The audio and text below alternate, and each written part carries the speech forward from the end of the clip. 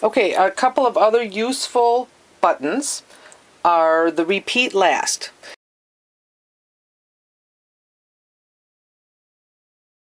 So I am going to cut this square here at 3 inches.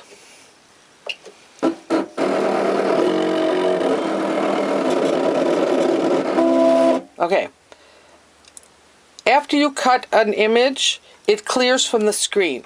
But I want to cut that again. So I'm going to press the repeat last button, which is located right here.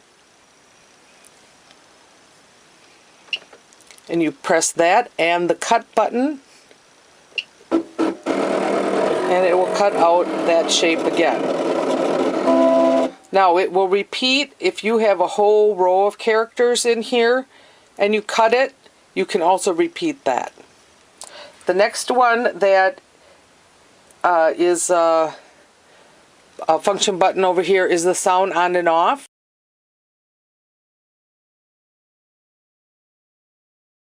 I'm sure as you notice that every time you press a button on here it makes a little Cricut sound, I guess.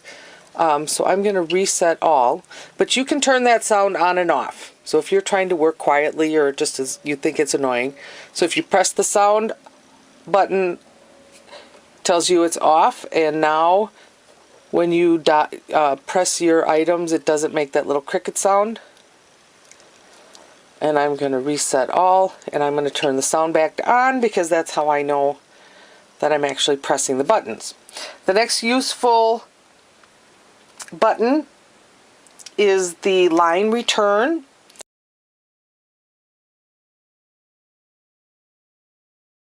So let's say you've cut your items and you're to the end of your paper, and instead of using your arrows to move the cutter, you can press the line return button, which is located right here, and it'll go to the top of the paper and it will return just away from your first row of the items that you cut, and then you can start cutting again on this row.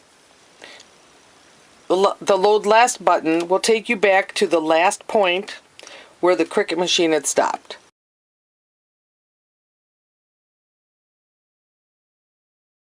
So you want to go back up there.